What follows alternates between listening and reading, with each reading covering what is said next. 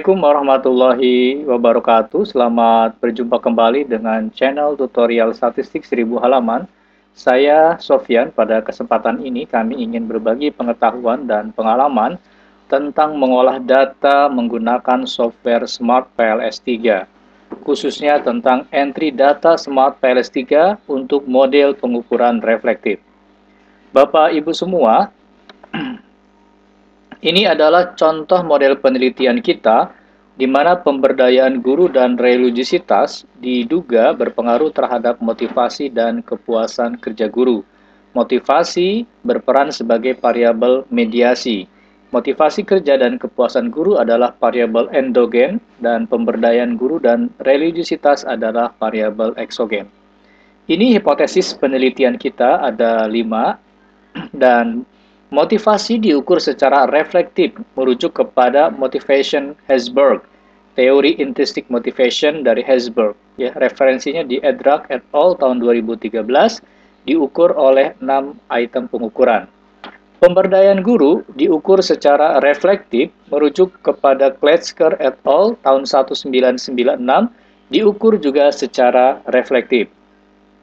Kepuasan kerja guru diukur secara reflektif dari Torovova 2020, kemudian religiusitas diukur secara reflektif merujuk kepada teori Glock and Stark dalam Anissa Fitriani dan Alvin Maskur. Ada 5 item pengukuran di sana, yaitu religious belief, religious practice, feeling, religious effect, dan religious knowledge.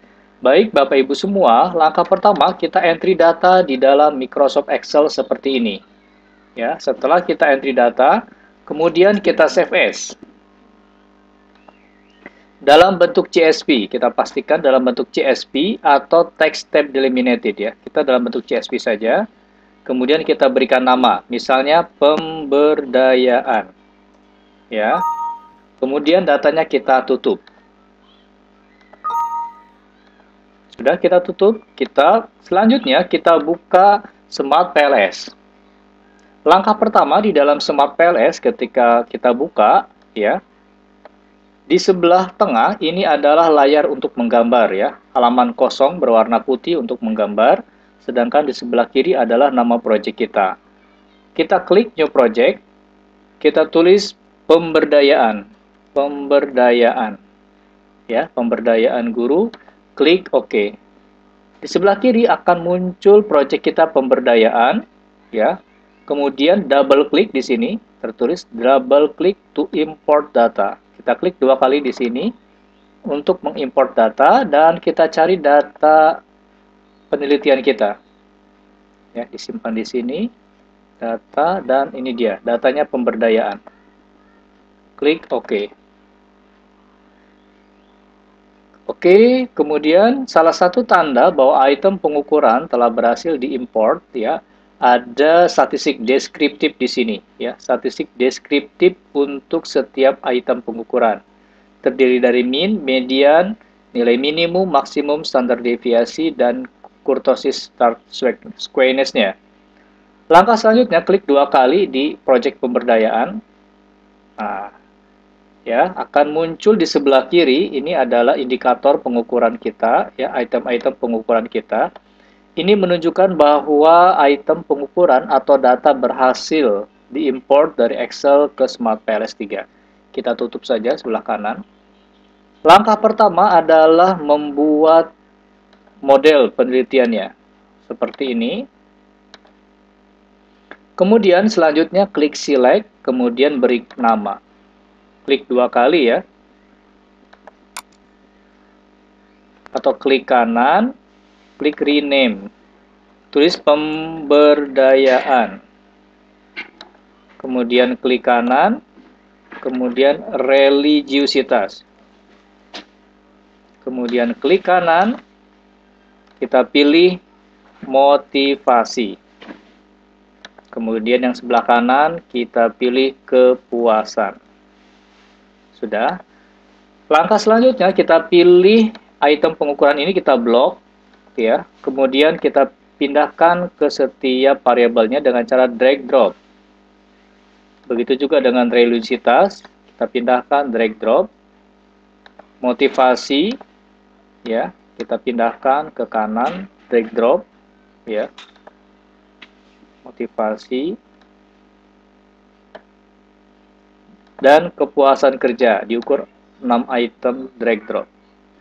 Oke, untuk memindahkan item kepuasan kerja dari kiri ke kanan, diklik kanan, kemudian pindahkan align indikator right, maka dia akan pindah ke kanan.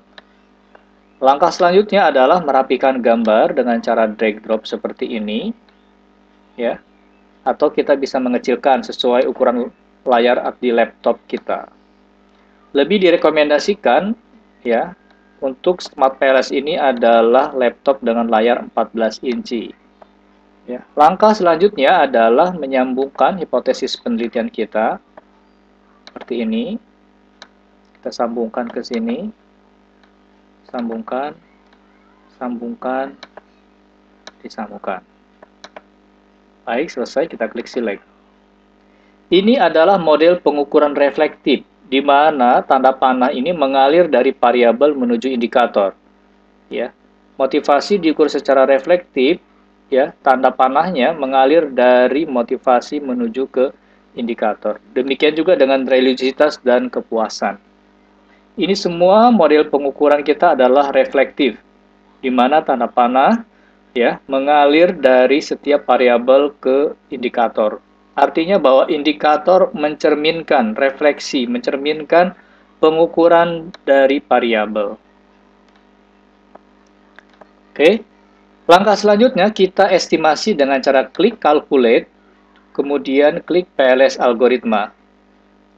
Digunakan untuk menghasilkan loading factor, kemudian composite reliability, average varian extracted, evaluasi model pengukuran convergent validity dan diskriminan validity. Sedangkan bootstrap ini digunakan untuk menghasilkan t-statistik yang berguna untuk menguji model penelitian kita. Sedangkan blind folding digunakan untuk chi-square redundancy, seberapa jauh model memiliki predictive relevance. Langkah pertama, klik saja ini, PLS algoritma, ya. Kemudian weight scheme-nya kita pilih secara default, yaitu path, kemudian yang lainnya kita biarkan, kemudian klik sebelah kanan start calculation.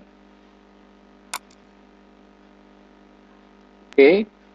Kemudian kembali lagi ke gambar, ya, ke layar utama di mana kita menggambar model penelitian. Langkah pertama adalah mengevaluasi loading factor ini apakah ada di atas 0,5 atau bahkan direkomendasikan oleh Haier et al. 2011 di atas 0,7. Kita ambil saja menurut referensi dari Chin, 1998 adalah 0,5 atau 0,6. Kita ambil yang moderat 0,5. Pemberdayaan 1 tidak valid atau kurang valid. Loading faktornya 0,456. Maka loading factor atau item pengukuran pemberdayaan 1 dikeluarkan dari model. Dengan cara diklik, kemudian delete. Baik, kemudian kita estimasi ulang. Klik calculate PLS algoritma, kemudian kita run. Kembali lagi ke layar utama. Kita periksa loading factor untuk pemberdayaan, semuanya valid, religiositas juga, motivasi, dan kepuasan. Artinya item pengukuran valid mengukur variabel, ya, memiliki loading factor di atas 0,50. Ya, kita lihat outputnya. Klik output di sini. Smart PLS 3 menampilkan output yang sangat lengkap. Pertama adalah loading factornya, bisa kita lihat di outer loading. Kita periksa satu-satu di atas 0,50. Ya. Secara default, Smart PLS 3 menggunakan batas minimum loading factor 0,70. Oleh karena itu, memberikan warna merah kepada item-item pengukuran yang memiliki loading factor di bawah 0,7. Ya. Akan tetapi, kita dapat menggunakan referensi yang lainnya yang saya sebutkan tadi, yaitu dari Chin, 1998 menggunakan loading factor 0,50 apabila nanti construct reliability-nya reliable. Nah, kita ambil contoh di sini ya. Kita ambil saja dari rujukan Chin. Loading factor-nya sudah di atas 0,50, valid. Dan langkah selanjutnya kita melihat composite reliability di sini. Nilainya harus 0,70 untuk menunjukkan bahwa suatu variabel reliable, item pengukuran yang mengukur variabel penelitian kita reliable. Kemudian selanjutnya adalah AV, Average Variance Extracted. Rule of thumb aturannya adalah menurut Haier et al. 2011 0,50. AV ini artinya adalah besarnya variasi yang dikandung, ya, besarnya variasi setiap item pengukuran yang dikandung oleh kepuasan sebesar 59,6%. Sedangkan besarnya variasi setiap item pengukuran yang dikandung oleh motivasi 54,9%, lebih dari 50%, ya, menunjukkan memiliki convergent validity yang baik. Langkah selanjutnya adalah diskriminan validity. Bisa dilihat di sini. Ada 3 metode. Yang pertama adalah Fornell and Laker, cross-loading, dan heterotrait monotrait ratio. Menurut Fornell and Laker, ya, yang garis miring melintang ini 0,772, 0,741, 0,767 sampai 0,809 ini adalah, ya, akar AV. Ya, menurut Fornell and Laker, suatu variabel memiliki diskriminan validity yang baik apabila akar AV lebih besar dari korelasi antar variabel. Akar AV untuk kepuasan adalah 0,772, lebih besar korelasinya dengan motivasi, lebih besar korelasinya dengan pemberdayaan, dan lebih besar korelasinya dengan reliabilitas. Demikian variabel yang lainnya. Ini adalah cross-loading, dan ini adalah HTMT. Langkah selanjutnya adalah melihat dari bootstrapping, ya. Bootstrapping ini adalah untuk pengujian model penelitian kita dan juga pengujian dari signifikansi validitas setiap item pengukuran. Kita klik Start Calculation.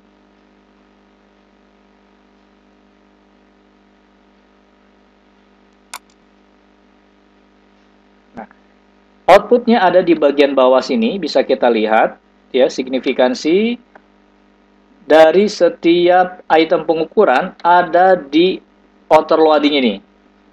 Ya, bisa kita lihat sebagai contoh, motivasi 1 mengukur motivasi. Apakah signifikan? Ini signifikan. P-value 0,00 di bawah 0,05 signifikan. Artinya motivasi 1 memiliki loading factor ini. Di original sampel ini adalah loading factornya 0,691 dan signifikan. Demikian untuk item yang lainnya. Untuk pengujian hipotesisnya ada di PET coefficient. Di sini. Nah, motivasi 1 mempunyai pengaruh terhadap kepuasan sebesar 0,369 dan signifikan. Di sini tanda signifikansinya. Sedangkan reliabilitas memiliki pengaruh langsung terhadap kepuasan sebesar 0,110 dan tidak signifikan. Di sini pengaruhnya kecil sekali sehingga tidak signifikan. Baik, Bapak Ibu, kita lanjutkan. Untuk F-square, ya, ini adalah F-square-nya, ini adalah nilai R-square-nya, bisa dilihat di sini. Ini untuk model fit-nya yang menggunakan SRMR, ya, di sini nilainya. Seperti itu. Baik, Bapak Ibu, itulah evaluasi model pengukuran reflektif. Jikalau memang Bapak Ibu membutuhkan e-book statistik 1000 halaman, bisa menghubungi kami. Terima kasih. Assalamualaikum warahmatullahi wabarakatuh.